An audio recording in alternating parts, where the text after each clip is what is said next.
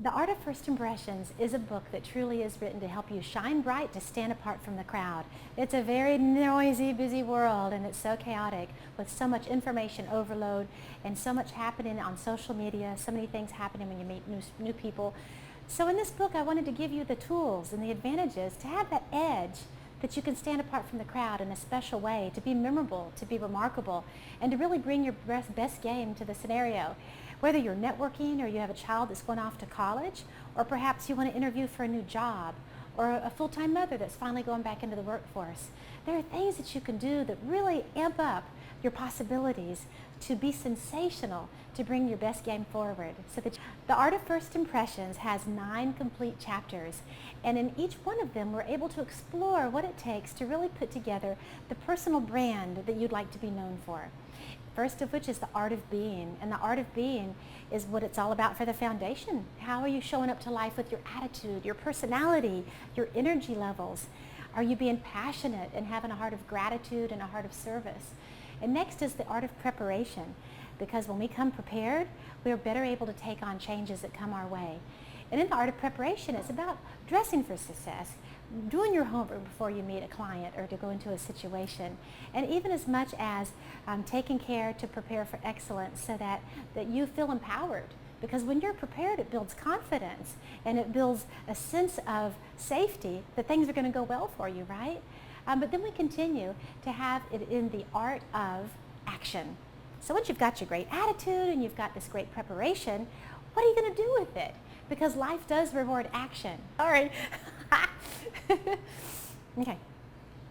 In the art of action, we give you specific tools on how you can start to engage people with more meaningful connection on deeper levels so that you're able to know how to take the initiative. If you want to be invited, be the inviter.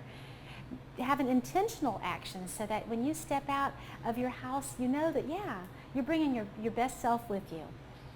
The art of communication explores ways that you can communicate on better levels. And we communicate differently based on our personality styles, of course. But if you think about savvy socializing, people that understand the importance of a dialogue rather than a monologue to be able to communicate well.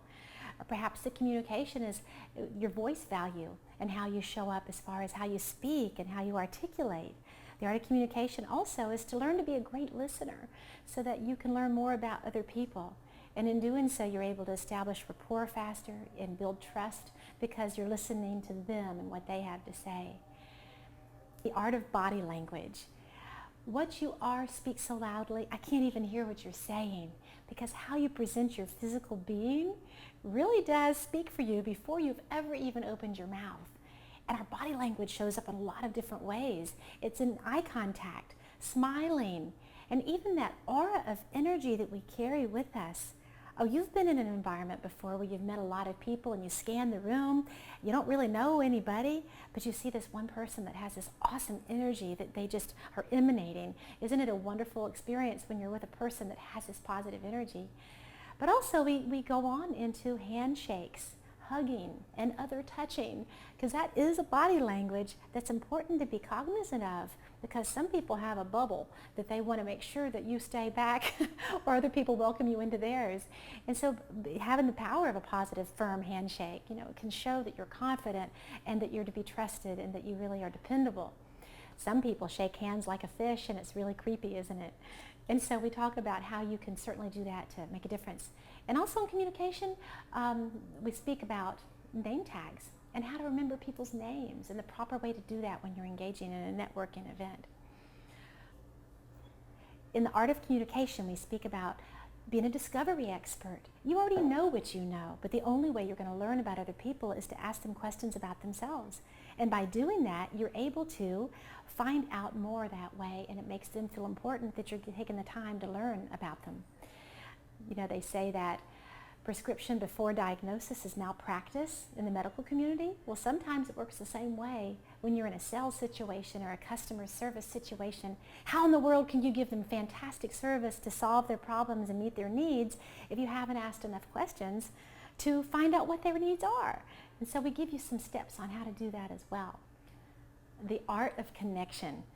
Oh yes, you've been communicating, but are you connecting? where you are being able to find a camaraderie and a commonality of something you share with another person so that they can feel close to you. And how do you build rapport faster? There are ways based on proxemics even. Proxemics are the science of distancing for what people feel comfortable with their bubble. There's the intimate, and then of course the social and part of your online presence. You are making an impression on people before they've even seen you physically.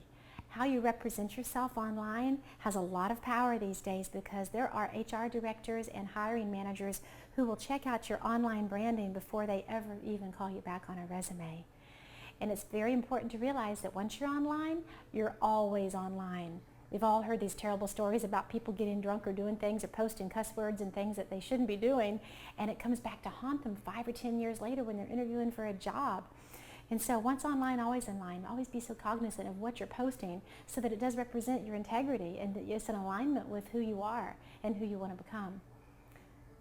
In the art of your online presence, intentional congruence is critical to where you are congruent and consistent in how you're representing yourself. Companies have known long ago just the value of using a brand for their branding of their company. It's on their logos, their signs, their stationery, their trucks, their everything, their websites, their social media, and so forth. And so it works the same way with people, especially when they're trying to build a business and using the social channels to do that. In social media, it's wonderful when you can make everything intentionally congruent so that it all fits together to represent your best self as well. The art of leaving a positive last impression is as critical as the first impression that you make, because you can be doing everything right and then you end something on a bad note, or you don't end a conversation politely, or you don't follow up after you've made a promise. It's important for us to nurture those impressions long after we've had the initial contact with people. And we close with the art of nurturing your network, because we have an opportunity through life to make so many friends and meet so many people. And when you cultivate your connections and you nurture your network and you ask friends for help and you give people help, it can build lifelong relationships that are rewarding for many years to come. Okay. The art of first impressions was inspired by my years of business, watching and observing and participating in what makes the difference in building great relationships quicker. I also moved from being a lifetime resident of Florida to Madison, Wisconsin, where I did not know anyone, very few people. And so when I got here, I became very cognizant of what vibes I was putting out and also what vibes other people were putting out. And I'm happy to say it has been an amazing experience, because as I've been having the nurturing of my new world here and creating a new life, I'm seeing what the make or break points are for how people are making good impressions or not. And so it's really been great to walk the talk as I'm writing and having all these experiences, which does give it a lot of credibility and a lot of great stories to share.